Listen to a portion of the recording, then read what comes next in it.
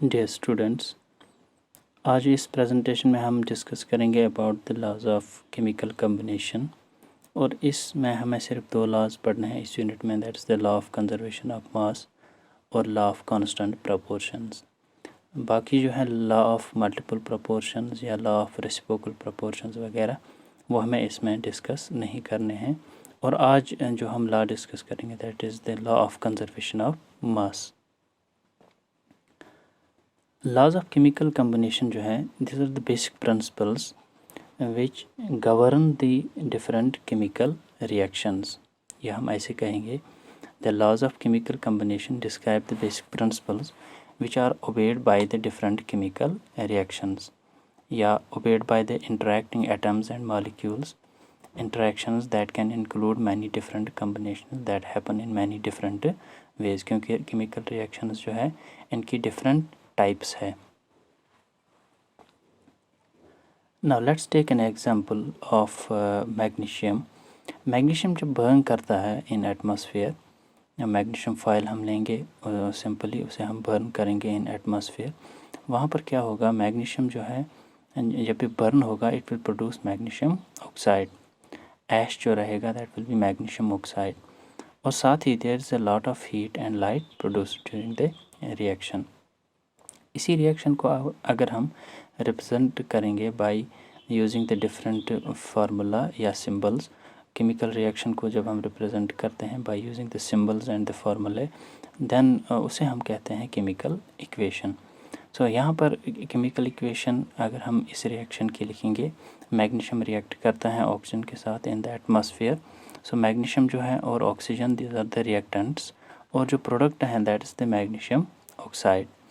सो magnesium के लिए symbol है Mg, और ऑक्सीजन जो है ये भी एलिमेंट है, we write it as O2 because oxygen जो है इसके मॉलिक्यूल्स होते हैं, ऑक्सीजन कंबाइन होता है ऑक्सीजन के साथ bye double covalent bond and it forms magnesium oxide.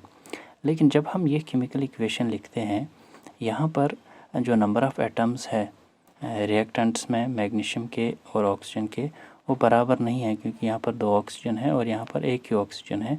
Magnesium की वैलेंसी 2 है, ऑक्सीजन की भी 2 है। सो एक मैग्नीशियम एक ऑक्सीजन के साथ कंबाइन करेगा, यहाँ पर 2 आयनिक बॉन्ड्स बनेंगे। इस इक्वेशन को हम केमिकल इक्वेशन को हम बैलेंस करते हैं ताकि रिएक्टेंट्स के अंदर और प्रोडक्ट्स के अंदर जो नंबर ऑफ़ एटम्स हैं that will B same.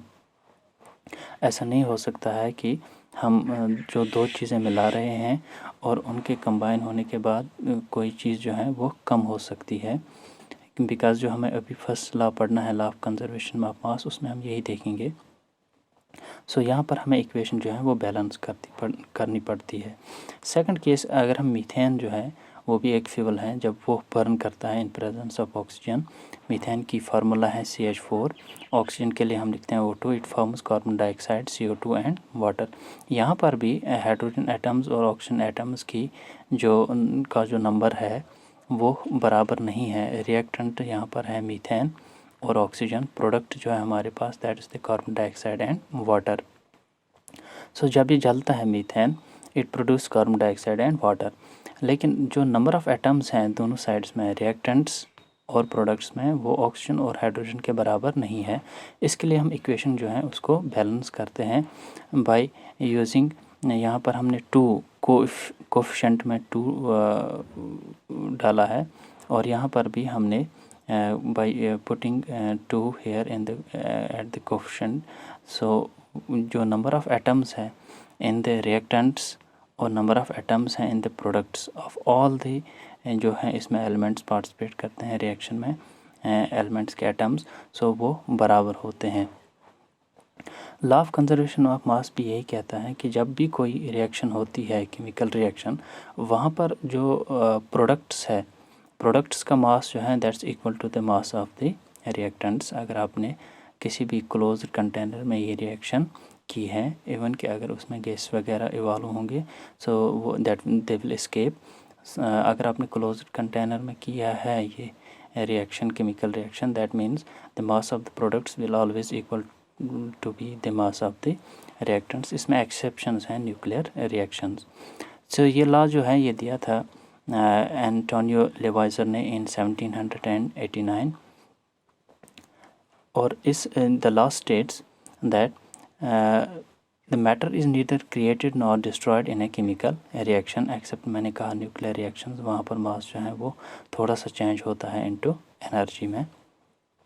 So we can say in any chemical reaction the mass of the products is always equal to the mass of the reactants. या हम ये कहेंगे law of conservation of mass ये कहता है कि matter can neither be created nor destroyed during the course of a chemical reaction.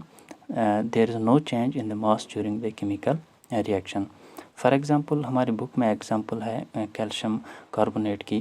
Calcium oxide जब react करता है with carbon dioxide it forms calcium carbonate.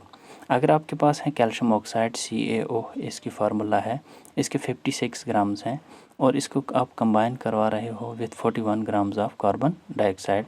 Products का मास जो होगा that will be equal to the mass of the reactants. Reactants में आपके पास calcium oxide है, इसका मास है 56 ग्राम्स, कार्बन डाइऑक्साइड का है 44 grams.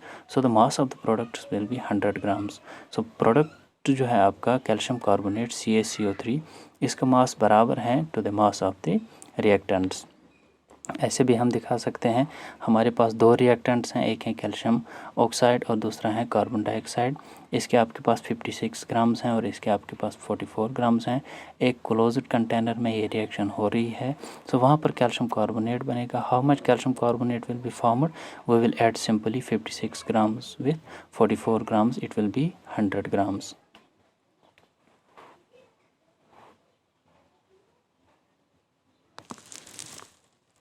To verify law of conservation of mass in laboratory, we need a solution of sodium sulfate and barium chloride and two measuring cylinders, a cork, a flask, a test tube and a weighing balance.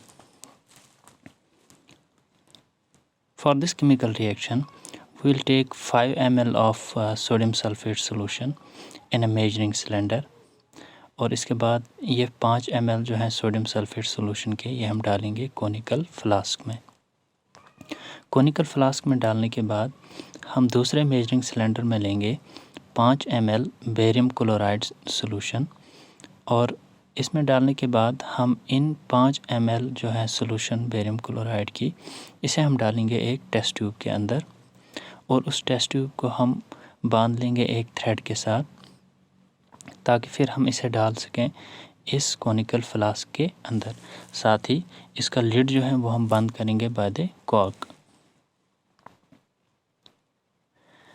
Lid बंद करने के बाद हम एपरेट्स के साथ ही इसे major करेंगे on the, जो हमारे पास वेइंग बैलेंस है उस पे हम इसका जो है वेट चेक करेंगे और उसको हम रिकॉर्ड करेंगे कि इसका वेट कितने आया है इंक्लूडिंग द एपरेट्स. ये करने के बाद after measuring this the weight, उसके बाद हम टिल्ट करेंगे कोनिकल फ्लास्क को ताकि जो टेस्ट ट्यूब के अंदर है barium chloride solution that will react with the sodium sulphate solution. 5 या 10 मिनट के बाद हम देखेंगे एक वाइट प्रेसिपिटेट बना होगा at the bottom of the flask, that will B barium sulphate और साथ ही इसमें बनेगा sodium chloride solution in water. Reaction complete होने के बाद हम फिर से इसका वेट करेंगे एंड वी विल चेक कि इसका वेट इंक्रीज़ या डिक्रीज़ तो नहीं हुआ है. जब हम वेट चेक करेंगे इट विल बी एग्जैक्टली जो रिएक्टेंट्स जब हमने लिए थे जब रिएक्शन नहीं हुई थी वो वेट इक्वल होगा to the weight of the products. So in this way we can say that the mass of the products is always equal to the mass of the reactants, जो कि कहता है law of conservation of मास भी, जो लिवाइजर ने दिया था इन 1789.